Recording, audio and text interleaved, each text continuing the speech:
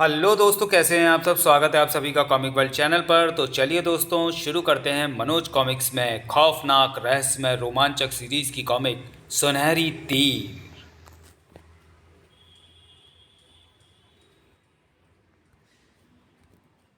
सुनहरी तीर, लेखक शिव बेम्बी, चित्रांकन राम वायरकर। सर, आज की डाक में आपके नाम ये पार्सल आया है। पार्सल कहाँ से आया रमेश? लोकल ही है सर, किसी कमल ट्रेडर्स जहांगीरपुरी ने भेजा है। कमल ट्रेडर्स, इस नाम की फर्म से तो हमारा कोई संबंध नहीं रहा। और फिर किसी लोकल फर्म को पार्सल करवाने की क्या आवश्यकता थी। खैर, इसे खोलो। अगले ही पल, ठहरो रमेश, इसे बाद में देखेंगे। पहले तुम बैंक से ये रुपये निकलवा लो। Okay sir. और रमेश चेक लेकर वहाँ से चला गया। रमेश के जाने के बाद अब मैं स्वयं खोलकर देखता हूँ कि इस पार्सल में क्या है। पार्सल खुलते ही, अरे, सुनहरी तीर, सोने का बना लगता है। साथ में पत्र भी है। देखो इसमें क्या लिखा है।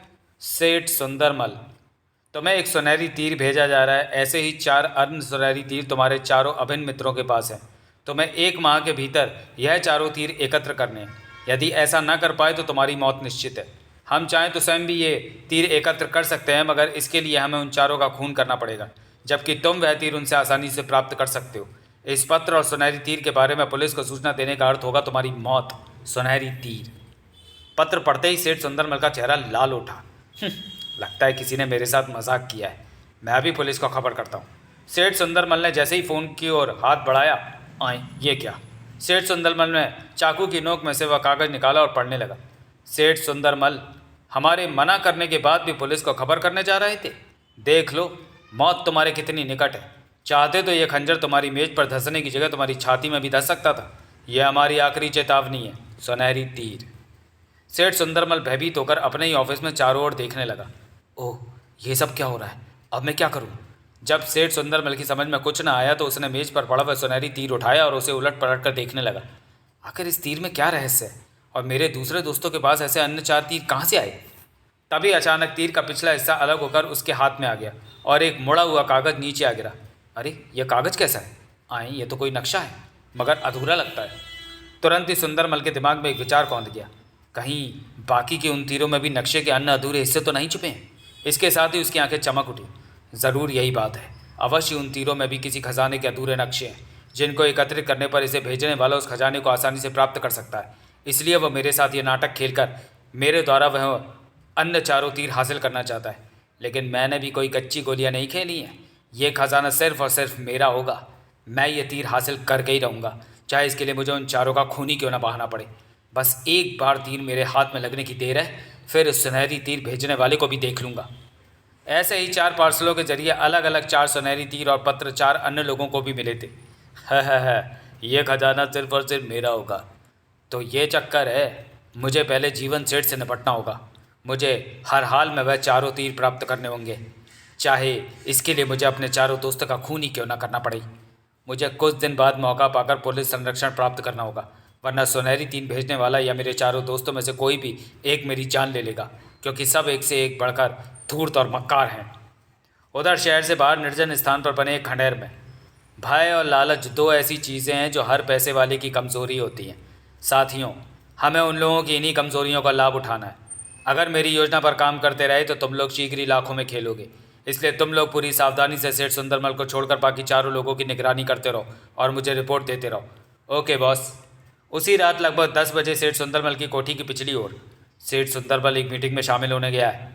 बॉस का आदेश है कि उसकी सेफ की तलाशी ली जाए और अगर उसमें सुनहरी तीर मिले तो चुरा लिया जाए। तो देर क्यों करते हो, जल्दी चलो। ठीक है, एक आदमी यहाँ वैन के पास रहकर बाहर से निगरानी करेगा, बाकी मेरे साथ आओ। ओके, मैं यहाँ रहता हूँ।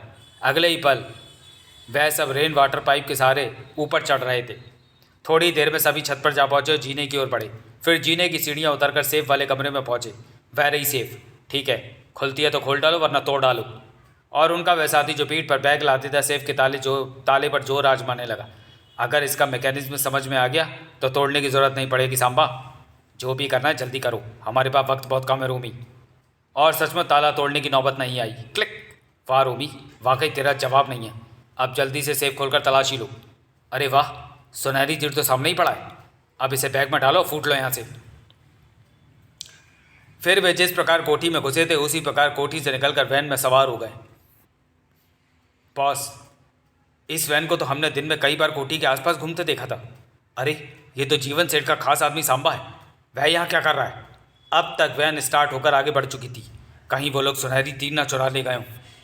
मैं यहीं उतर रहा हूँ, तुम लोग फौरन वैन का पीछा करके उसमें सवार आदमियों को पकड़ कर लाओ। Okay boss. अगले पल फिएट वैन का पीछा कर रही थी। ओह, सुंदरमल के आदमी हमारा पीछा कर रहे हैं सांबा। हमें किसी भी तरह उनकी पकड़ में नहीं आना चाहिए। वैन की स्पीड बढ़ाओ। लेकिन वह सब इस बात से अनजान थे कि कोई और भी उनका पीछा कर रहा था। वैन का फासला बढ़ते देख वैन की स्पीड बढ़ गई है। गोमू, तुम भी स्पीड बढ़ाओ। गोमू ने भी गाड़ी की गति बढ़ा दी। वैन वालों पर काबू पाने के लिए मुझे साइलेंसर युक्त इस रिवॉल्वर का इस्तेमाल करना पड़ेगा। बाकी ने रिवॉल्वर निकालकर उस पर साइलेंसर लगाया और जैसे ही उनकी गाड़ी और वैन का फासला कम हुआ, उफ, ये लोग साइलेंसर युक्त रिवॉल्वर से फायर कर रहे हैं। वैन की गति और बढ़ाओ। इस बार बाकी ने वैन के पिछले टायरों को अपने निशाने पर लिया। पिट पिट, और एक धमाके के साथ वैन का एक टायर बस्ट हो गया। थड़ाप! वैन बड़ी जोर से लहराई। ओह, इसे संभालो वरना सब मारे जाएंगे। तभी सामने से आती पुलिस जीप में बैठे इंस्पेक्टर समीर ने वैन को लहराते देखा। इंस्पेक्टर समीर ने जल्दी से जीप का स्टीयरिंग घुमाया, मगर फिर भी वैन इंस्पेक्टर समीर की जीप के अग्रभाग से आ टकराई। धड़ाक! और लुढ़कियां खाती हुई दूर जा गिरी। इधर, अरे पुलिस जीप, बिना देखे यहाँ से निकल भागो वरना मारे जाएंगे। ओके। और उनकी गाड़ी इंस्पेक्टर समीर की जीप के पास से होकर गुजर गई। इंस्पेक्टर समीर ने अपनी जीप साइड में खड़ी की और उल्टी हुई वैन की तरफ बढ़ा। मुझे कुछ आगे जाकर चुपचाप पुलिस इंस्पेक्टर की निगरानी करनी चाहिए। वैन के पास पहुंचकर, ओह, इनमें से तो कोई भी जीवित नहीं बच पाया। तभी इंस्पेक्टर समीर की निगाह वैन के बस टायर पर गई।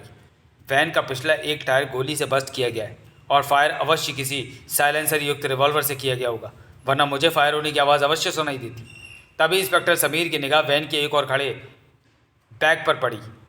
लगता है ये बैग इसी वैन से गिरा है। कहीं इसी बैग के लिए तो वैन पर हमला नहीं किया गया था। इंस्पेक्टर समीर ने वह बैग उठाया और उसे खोलकर देखने लगा। कुछ औजार और वो सुनहरी तीर। देखने में तो ये तीर सोने जैसा लगता है, लेकिन सही पता तो परीक्षण के बाद ही चलेगा।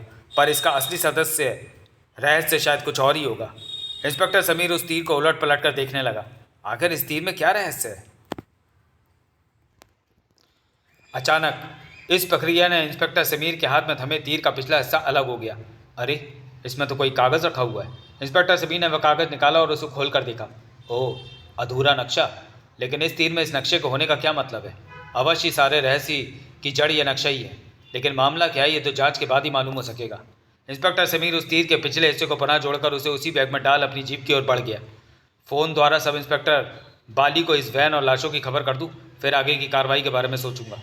इंस्पेक्टर समीर जीप में सवार होकर टेलीफोन बूथ की तलाश में चल दिया। कहीं निकट ही फ़ोन बूथ मिल जाए तो अच्छा है। ओह, बॉस को खबर करनी होगी। उधर सुंदरमल की कोठी में, बेवकूफ़ों, वे लोग मेरी सेफ में से सुनहरी तीर चुराकर भागे थे और तुम लोगों ने केवल गाड़ी उलट जाने पर ही संतोष कर लिया। सॉरी बॉस, उन लोगों की गाड़ी पुलिस जीप से टकरा कर उल्टी थी, इसलिए हमने वहाँ से भाग जाने में ही अपनी भलाई समझी थी। ओह यू शट अप, दोनों दफा हो जाए यहाँ से। और वह दोनों कमरे से बाहर निकल गए। उनके जाने के बाद तीर गया तो क्या हुआ, नक्शे की कॉपी तो मेरे पास है ही। अब मुझे सबसे पहले जीवन सेठ से निपटना है। उधर सुनहरी तीर के अड्डे पर। यह तो बुरा हुआ जग्गा, तुम्हें उस पुलिस इंस्पेक्टर से सुनहरी तीर छीन लेना चाहिए था। अब पुलिस भी इस मामले की तह में जाने की कोशिश करेगी। खैर, अब तुम लोगों को इस योजना पर इस तरह से काम करना है कि पुलिस उलझ कर रह जाए और कभी भी हमारा रहस्य न जान पाए। फिर बॉस अपने आदमियों को अपनी योजना में किए जाने वाला परिवर्तन समझाने लगा। अगले दिन पुलिस स्टेशन में, सर, लाशों की शिनाख्त हो गई है। मरने वाले सभी पेशेवर अपराधी थे। ओह बाली, रजिस्ट्रेशन ऑफिस से ये पता लगाओ कि उलटने वाली गाड़ी किस नाम पर रजिस्टर्ड थी। फिर इंस्पेक्टर समीर ने ड्रॉर से वो सुनहरी तीर निकालकर सब इंस्पेक्टर बाली की ओर बढ़ाया और किसी सुनार के पास ले जाकर इसे चेक करवाओ, क्या ये सोने का है? Okay sir. बाली तीर लेकर वहाँ से चला गया।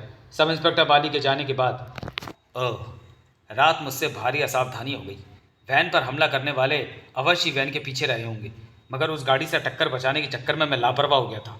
उस रात सेठ सुंदरमल अपनी गाड़ी में अपने बंगले में से निकला और सेठ जीवनदास के बंगले की ओर रवाना हो गया। बीच रास्ते में जीवनदास अपने बंगले में उपस्थित भी है या नहीं, पहले मुझे फ़ोन करके जान लेना चाहिए। फिर रास्ते में एक पब्लिक बूथ के बाहर गाड़ी रोककर, hello Jeevandas here, sorry wrong number. Sundarmal ने तुरंत रिसीवर हुक पर टांग दिया। फिर अपनी जेब से एक काले रंग की नकाब निकालकर वह अपने चेहरे पर चढ़ाने लगा। अब मुझे जीवन दास के फरिश्ते भी नहीं पहचान सकेंगे। उधर जैसे ही जीवन दास फ़ोन रखकर पलटा, जीवन सेठ, तुम्हारे पास जो सुनहरी तीर है उसे मेरे हवाले कर दो, वरना मेरे पास कोई तीर वीर नहीं है। सोच लो जीवन दास, क्योंकि बाद में पछताने के लिए भी तुम जिंदा नहीं रहोगे। थड़ा तभी जीवन दास ने मेज पर पड़ी एस्ट्रे नकाबपोश की ओर फेंक मारी, मगर सावधान नकाबपोश फौरन एक और हट गया। अगले पल थाए थाए ऐ! मैं तुम्हें मारना नहीं चाहता था जीवन, मगर तुमने अपनी मौत स्वयं बुला ली है। फिर नकाबपोश ने रिवॉल्वर अपनी जेब में डाला और जीवन दास पर झुकते हुए बुदबुदाया, सेफ की चाबी इसकी जेब में ही होनी चाहिए। और नकाबपोश जीवन दास की तलाशी लेने लगा। सेफ की चाबी उसे जेब में ही मिल गई। फिर वह तेजी से सेफ की तरफ बढ़ा। मुझे इस काम को जल्दी से निपटाना होगा। फायर की आवाज़ ने आसपास के लोगों को चौकन्ना कर दिया होगा। फिर नकाबपोश ने सेफ में चाबी लगाई और जैसी सेफ खोली उसकी आंखें चमक उठी। वाह गोल्डन एरो, तुझे शायद मेरा ही इंतज़ार था। नकाबपोश ने तुरंत वह सुनहरी तीर उठा लिया, मगर तभी नहीं मिस्टर नकाबपोश, इसे मेरा इंतज़ार था। नकाबपोश चौंक कर पलटा और अपने पीछे रिवॉल्वर ताने खड़े एक अन्य नकाबधारी को देखकर पुनः चौंक पड़ा। कौन हो तुम? कोई सवाल नहीं, यह सुनहरी तीर मेरे हवाले कर दो, वरना। वह नकाबधारी सेठ सुंदरमल था, लेकिन अचानक नकाबपोश ने सुंदरमल पर छलांग लगा दी और उसे लिए हुए नीचे आ गिरा। नकाबपोश ने सुंदरमल का रिवॉल्वर छीनना चाहा, मगर सुंदरमल ने रिवॉल्वर को ऊपर की ओर उछाल दिया।